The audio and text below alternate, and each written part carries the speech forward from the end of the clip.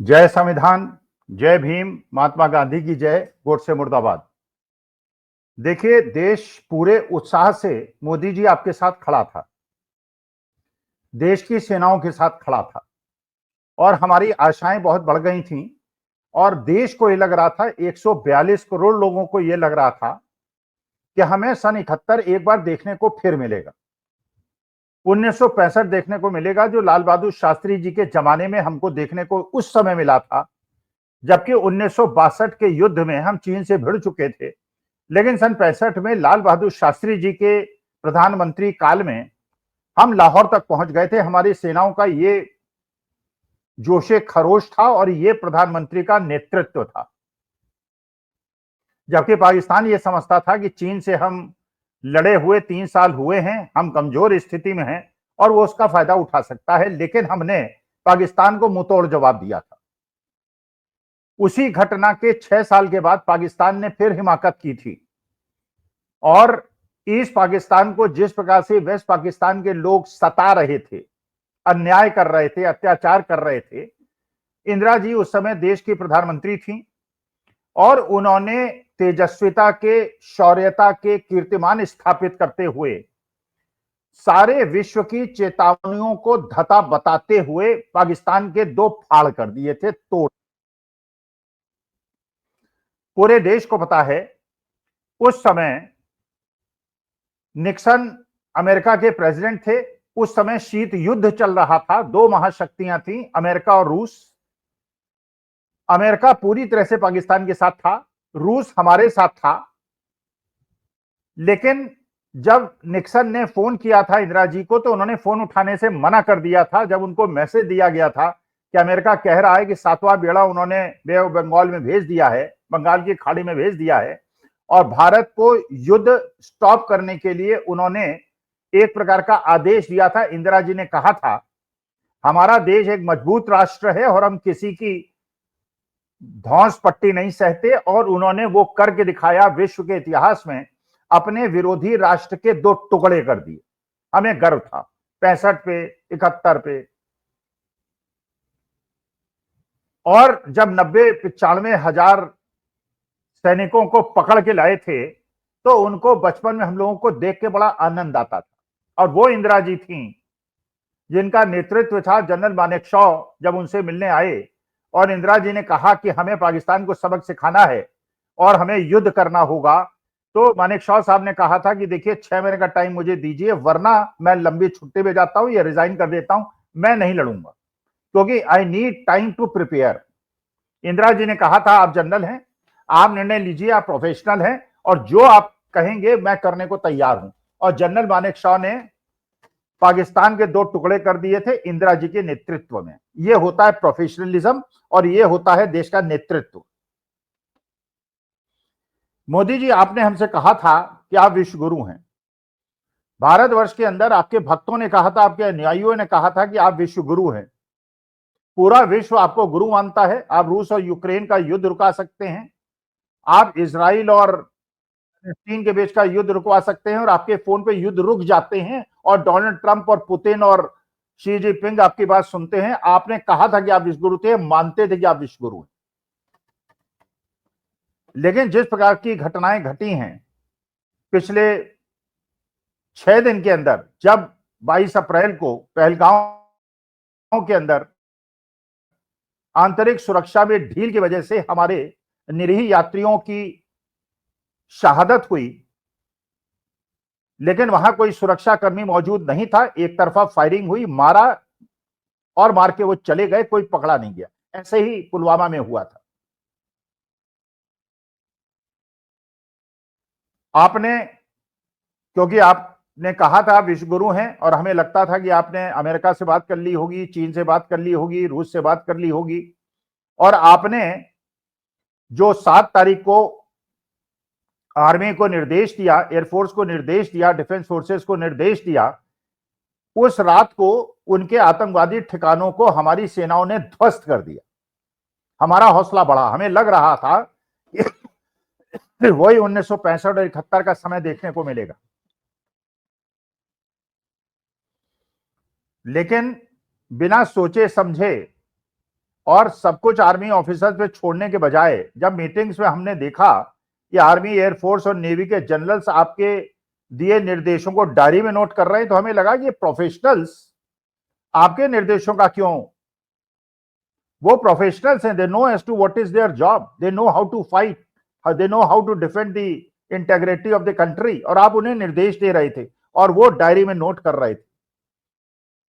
अपनी आर्मी पे हमें गर्व है और हम जानते हैं इतने हाईली प्रोफेशनल इंडिविजुअल्स हैं, जैसे जनरल मानेकशॉ थे 1971 में उनकी फोर्सेस थी, वैसे ही प्रोफेशनल्स ये हमारी सेना है जिसपे हमको गर्व है, और आप उनको निर्देश दे रहे थे। जो 26 लोगों की हत्या हुई, जो पाकिस्तानी टेररिस्ट ने किया, आपने घर में घुस के कहने की बात करके आपने ये आक्रमण कराया। हम सहमत थे, हम आपके साथ खड़े थे, पूरा देश आपके साथ खड़ा था, पूरा विपक्ष। लेकिन जब पाकिस्तान की तरफ से पलटवार हुआ, उन्होंने हमारे निरीह लोगों को मारा, उन्होंने निरीह लोगों की हत्या की।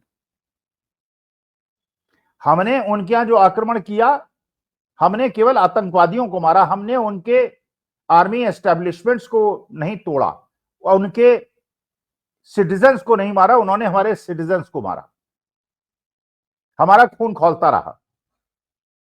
हम आपको विश्वगुरु मानते थे, हम आपसे अपेक्षा करते रहे कि आप उनको मुंहतोड़ जवाब देंगे। जब बिहार के चुनाव में आप चले गए थे, जब ये पहलगांव की घटना हुई थी, रहना आपको दिल्ली में चाहिए था, सर्वदलीय बैठक में रहना चाहिए था, लेकिन आप बिहार चुनाव में नीतीश कुमार से के साथ हंस रहे थे, बातें कर रहे थे। इसका माने चुनाव आपके लिए ज्यादा महत्वपूर्ण था, पहलगांव के अंदर जो हुआ उसकी उतनी महत्ता आपके लिए नहीं थी। लेकिन हमने सोचा कि शायद आपने आदेश दिया होगा और आपने आर्मी, डिफेंस फोर्सेस में सब कुछ छोड़ दिया और वो प्रोफेशनली इस युद्ध को जीतेंगे और पाकिस्तान को छठी का दूध याद दिलाएंगे। दूसरी सर्वदलीय बैठक हुई मोदी जी, उसमें भी आप मिसिंग थे। हम सोच रहे थे आप देश के प्रधानमंत्री हैं, दिशा निर्देश देंगे। अगर इंदिरा जी के जमाने में 1971 के आसपास की आप फोटोग्राफ देखेंगे, इंदिरा जी अपने घर में नहीं बैठती थी, अपने ऑफिस में नहीं बैठती थी, वो सोल्जर्स के साथ बैठती थी, सोल्जर्स के साथ खाना खाती थी।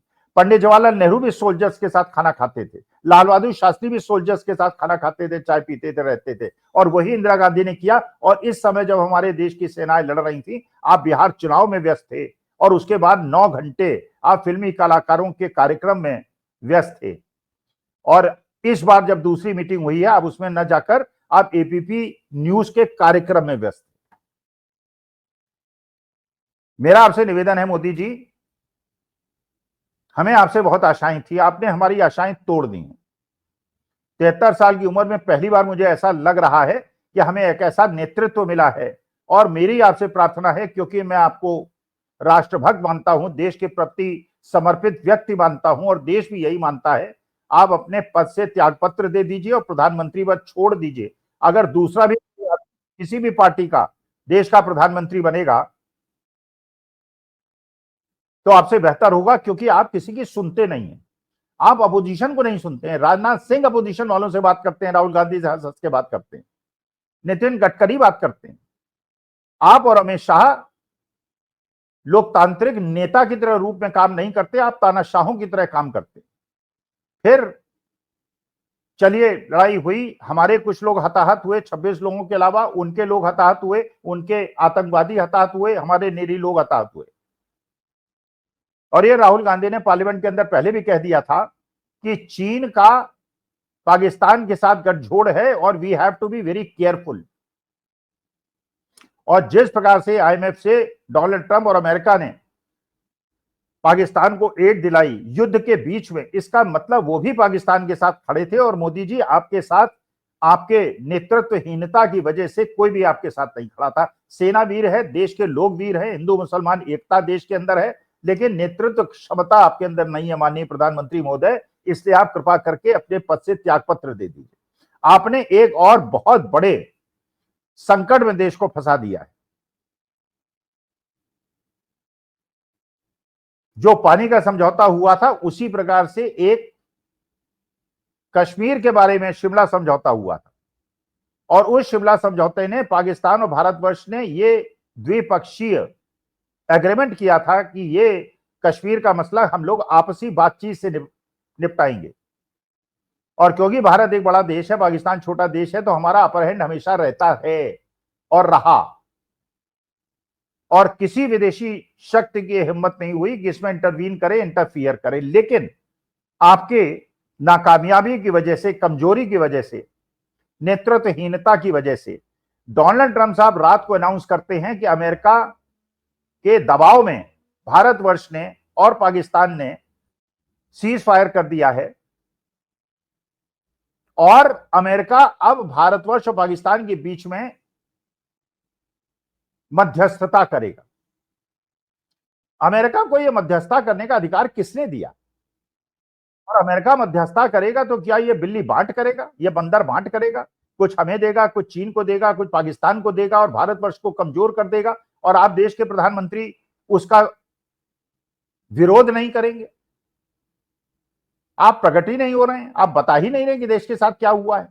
लेकिन जिस प्रकार से अमेरिका ने, हम तो समझते थे आप विश्वगुरु हैं, लेकिन इस घटना से तो ऐसा लग रहा है कि डोनाल्ड ट्रंप विश्वगुरु हैं और आप उनकी हर बात को मानते हैं। क्या इसलिए उनकी हर बात को आप मान रहे हैं क्योंकि अडानी जी की फाइल उनके यहां दबी हुई है, उनका क्रिमिनल केस वहां दबा हुआ है, और अमेरिका जो चाह रहा है, बार बार अडानी जी का नाम लेके आपको दबा लेता है और आप दब जाते हैं? आपने देखा मोदी जी, यूक्रेन के राष्ट्रपति, एक छोटा सा देश, एक पिटा हुआ देश जिसको रूस ने रौंद दिया है, उसका प्रेसिडेंट अमेरिका के प्रेसिडेंट से एक ऑर्डिनरी ड्रेस पहन के जाता है और आंखों में आंखें डाल के बात करता है और कहता है, और आप भारत जैसे मजबूत राष्ट्र के प्रधानमंत्री होने के बावजूद ये कैसे अधिकार दे सकते हैं अमेरिका के प्रेसिडेंट डोनाल्ड ट्रंप को? कितने बड़े चौधरी होंगे तो होंगे, विश्व के चौधरी होंगे तो होंगे, हमारे देश की एकता, अखंडता, संप्रभुता पे वो कैसे हस्तक्षेप कर सकते हैं? और कश्मीर मसले में उन्हें मध्यस्थता का अधिकार किसने दिया? मोदी जी, अगर आपने दिया है तो देश के साथ एक बहुत बड़ा खिलवाड़ किया है और इससे बाहर निकलने में हमें बहुत ज्यादा समस्या होगी। आपके भक्तों ने कल परसों से एक और तांडव शुरू कर दिया है, मनमोहन सिंह से तुलना कर रहे हैं। ये मनमोहन सिंह ने 26/11 किया और देखिए मोदी जी ने घुस के मारा। पहली बात तो यह, घुस के मारने की आवश्यकता क्या थी? आपने हमारे देश के लोगों की रक्षा क्यों नहीं की? अब युद्ध खत्म हो गया है, अब युद्ध विराम हो गया, इसलिए हम प्रश्न पूछेंगे, ये हमारा अधिकार है।